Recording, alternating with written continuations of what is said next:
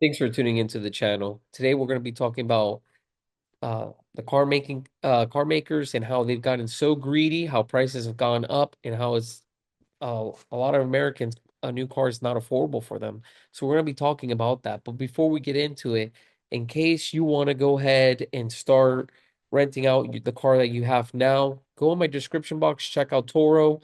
I got a Toro guide, everything. Even if you're a host, I got some useful tools there. So don't forget to check out the description box. Leave me some comments down below if you have any questions about Toro. Also, let me know if you have allergies. Right now, the allergies are killing me. I want to know some of you are like me, horrible allergies, so this time of year is not good for me.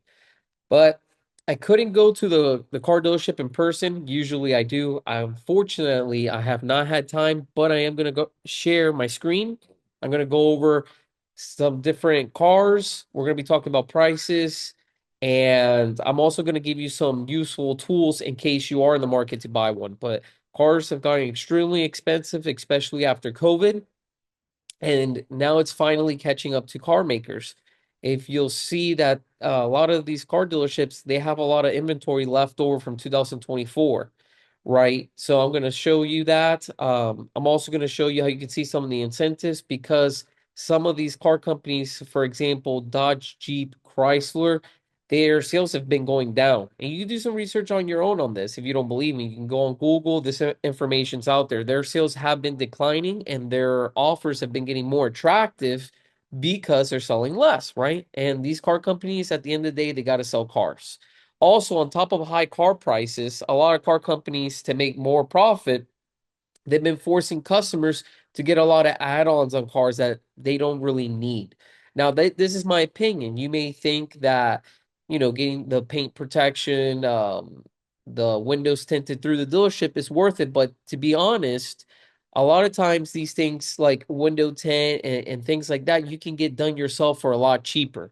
A lot of times the dealership will just put the basic film on there. They'll just do like if it's an SUV, if it already comes with the dark windows in the back from the manufacturer, they'll just tint the front ones and they'll charge you like $400 just for two front windows. At least where I'm from, I can get two front windows with basic film, basic tint at a tint shop for about 85 bucks. So why would I pay $400? And that's just an example, but if you're out there, keep an eye for these things because if you can save money, that's like making money, right? Everything's really expensive.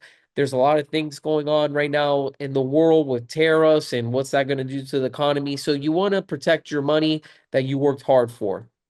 Now, let's get into it. I'm going to share my screen since I couldn't go to the car dealership like I would have liked to show you the MSRPs, but I can show you the MSRPs online. And let's get to that. Perfect. I got the screen here sharing. One thing I am going to throw out there, this is important. I'm going to be showing you car prices online. When you're on the internet, right, and you're going on the dealership's website or you're using Auto Trader or Cars.com or Car Guru or one of the websites like I just mentioned, they tend to advertise better prices, right? They tend to advertise prices with discounts and things like that. If you just drove to the car dealership and you get out, you're just going to see most of the time the window sticker on these new vehicles, and you're not going to know anything about the incentives if you didn't do any homework. So then you're going to become really dependent on the salesperson. A lot of times, the salesperson at these dealerships, sometimes they're new, sometimes they don't even know much themselves and they have to go ask managers, meaning they can't really give you all the information. And you have to remember the dealership is going to train their staff to benefit the dealership, right?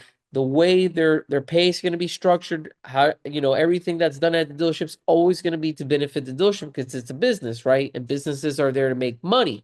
And the reason I mention this, it's so important that you do your whole homework and not depend on a salesperson to tell you everything. Because again, some of you that may have gone to the dealership recently, you're gonna probably think to yourself, "Yeah, it's my salesperson didn't really know much sometimes about the products that they're even selling." So, and a lot of times they may know about sometimes the incentives, and they may not tell you about it because it might not benefit them depending on how that dealership's pay structure is for their staff. So I'm just throwing that out there just in case you are in the market right now for a car.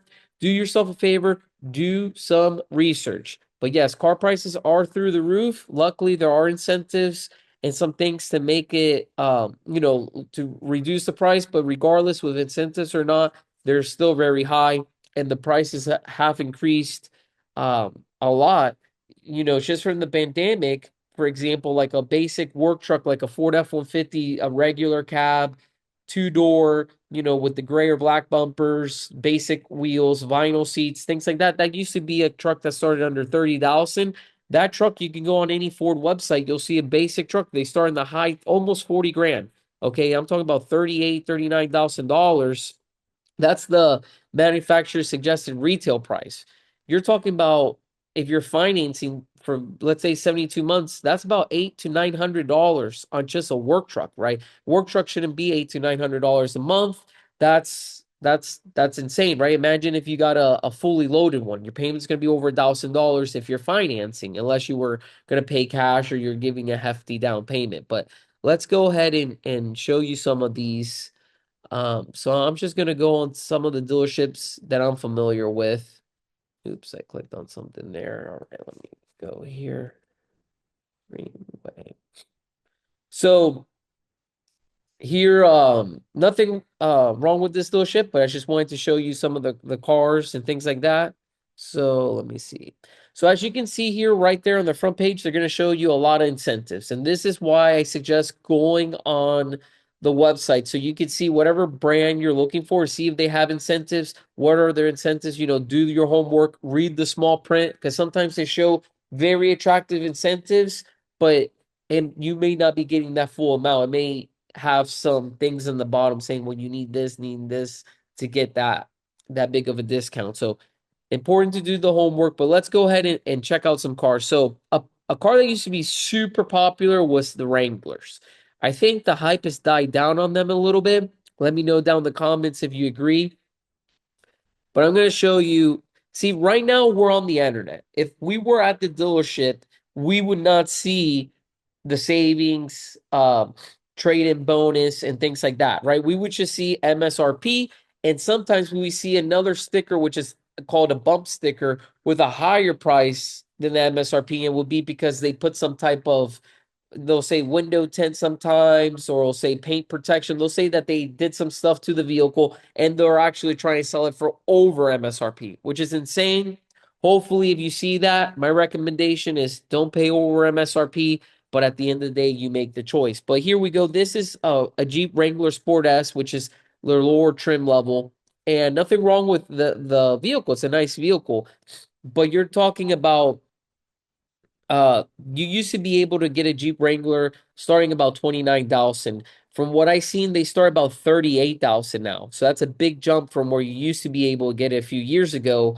And this one, from what I'm seeing just in the pictures, because I'm familiar with cars, they put some, the nicer rims and stuff like that. But when we click on it, you're going to see the interior. It's not going to be that fancy, right? And you're paying over 50 grand. That's not including the dealer fees, taxes, tag, all this additional stuff that you're going to have to add on to that price if you decide to buy this car. So here we go. I'm going to show you some of the pictures. So you can see this one has the nicer wheels. But let's get in here to the interior. You're going to see it's just cloth. It's nice, but it's nothing too fancy, but you're really paying a high price for the vehicle. You would expect more. At least I would think at that price point, you would get a little bit more, like leather seats and things like that. But you're not. So imagine when with leather seats and all that stuff, you're probably looking at 70 grand, right? And then what would your payments be? And it's just a Jeep Wrangler. So that's my opinion that, these car prices gotten out of hand. I am going to go, though, back onto the price. I'm going to go a little bit over that breakdown. So one thing to look out for, it says down here today's price is $41,622. Some people that may not be familiar with, they haven't been to a car dealership in a long time and things like that, they might just think, oh well, I'm going to get the car for 41,622. Right here where it says trade-in bonus cash 3,000, you're not really going to get it at this price, right? They're saying you can get it at this price if you have a trade-in. So to get the $3,000, you need a trade-in, right? And then the other thing you have to think, if you have a trade-in, if you owe money on that trade-in, you need the dealership to either pay it off or hopefully you're positive. But you can't be negative because if you're negative, you're not really going to get it at this price. They'll just tell you, oh, well, we're giving you a $3,000 trade-in bonus assistance. So that'll help with your negative equity, right? So then if you have some negative equity and you're gonna be rolling it onto the car, this price will go up. So that's just something to keep in mind because I know some of you are watching, you are like, oh yeah, that makes sense. I knew that, but some of you don't. And that's why I'm bringing it up. You see this $3,000, that's with a trade-in.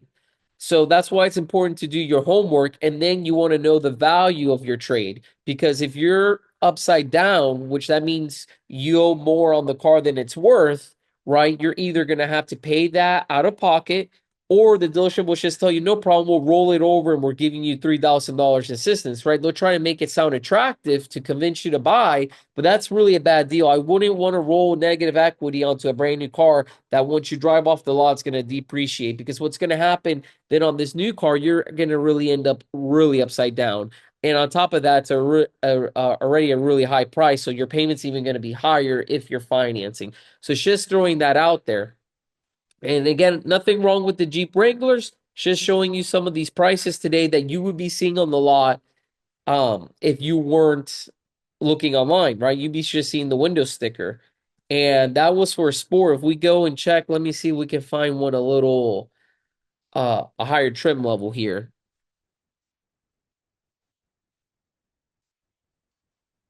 So here we go, the Willys, right? That's kind of like an off-road look, fun, sporty look. That is going to have an MSRP of $58,000. That's not even a Rubicon, right? If we get into the Rubicon or some of these with, oh, here's a Rubicon. So look, this is a lower level Rubicon because I've seen some of these Rubicons over 70 grand. This is $65,000, and I've seen some aftermarket wheels. So most likely, if you were to go to the dealership, you're going to see the MSRP. Plus, you're going to see you see that sticker in the front windshield. Most likely, it's going to tell you that they put these aftermarket wheels on it. And when the dealerships fix up the cars, they do a good job. But when they fix up the cars, they tend to jack up the price a lot more. Like this package, maybe you do it yourself and you get it done for let's say 4 grand. It's likely the dealership will charge you $8,000 to $10,000 just because they threw some rugged tires with rims and some side steps, right? They usually will double the price of whatever it costs them.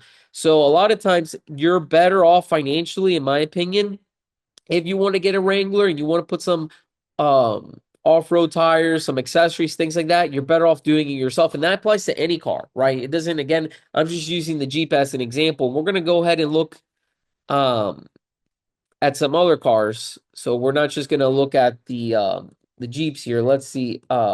Actually, let's go over here to, sorry. Let's go over here and look up another dealership, a different brand. So let's go ahead and check out Ford. So I'll click on new. And I've been talking about 2024, right? We're in 2025. I forgot to show you that on the last one, but here you can go on dealerships websites most of the time, at least all the websites I've gone, you can do this. I can see how many new cars they have. So look at this right here. I'm glad I did this. They have from 2022, they still have 2 vehicles left. In 2023, they still have 11 vehicles that they haven't sold. In 2024, they have 409 vehicles. This is a good sign that, hey, they're not selling like before, right? You shouldn't have that many leftover cars from the year before, right? It's because these prices are getting out of control. I'm going to go ahead and click on the 24 so you can go ahead and see some of them. So here we go. This is perfect. Here's an F-150, right? Nice truck, but it's a regular cab, work truck, black bumpers, basic wheels, nothing fancy. This is just a perfect truck if to go work, make some money. The MSRP on this thing is $39,000. That's insane that that's a $40,000 truck in my opinion, right? If you're to finance that, the payment's going to be through the roof. And this is a 24. Now, it being a 24, you do have some savings. They're taking off $5,000 off, but still $34,000 is a lot. And remember, if you're financing this vehicle, even if you're buying it, you got to add taxes. This dealership says no dealer fees, but a lot of dealerships do a dealer fee. They do dock fees. They do a lot. There's a ton of fees that these dealerships do that add up to the price. And if you're financing all that, and that's gonna be increasing your payment. They're saying that if you do finance with Ford, they're trying to give you a little discount there that could be down to 32, but still, I think that's an expensive truck. In my opinion, that truck should be under 30 grand. Make it more affordable, especially it's just a work truck, someone out there trying to make a living. But I wanted to show that look how many leftover cars. So that's to show that hey, these cars are not, they're not selling like they used to before. Somebody will always leave me a comment saying, "Oh, what area do you live in?" Because I see cars selling. Cars are always going to sell, but I don't think they're selling like they used to from what I'm seeing, from what I'm reading. And at the end of the day, you got to sell cars, right? So this is definitely going to impact the dealerships if they can't move cars. And then we're talking about tariffs and things like that. If these tariffs go into effect, which it looks like they're going to in April, this could definitely affect the auto industry because it's going to be more expensive to build a car, and then they're going to pass those costs on to the consumer. And if consumers are already having a hard time at these prices, imagine any more, right? They're just not going to sell. And then what could happen to some car dealerships? They could start closing down. So, in my opinion, they need to find a way to make cars more affordable and reduce some of these prices. I think these prices are getting way too out of hand, and I love to know your opinion. But if you are in the car market, because some of you are, and I want to give you some tips, I would go always. So here I try to find it. Every dealership it might have it in a different area, but I would want to find their special. So let me see. Okay, perfect. Hot buy. So I go to new vehicle specials, and we start looking for the deals. So right here, it's saying on the two, and you always have to read on 24 F-150s, XLT power boost, former service loaner. So this is if they're gonna say it's a brand new vehicle because it's never been titled, but technically it's gonna have some miles because it was a loaner. So this just means that they took cars that were brand new in the inventory, they took it over to the service department. So individuals that were driving Fords that had issues with, let's say they bought a brand new Ford and it had some type of issue, they bring it in for warranty work, they put them in a loaner. So the person can get around, do their day to day while their car's in the shop. That's what a loaner vehicle is. So these cars have been driven by different people. They're going to have some miles.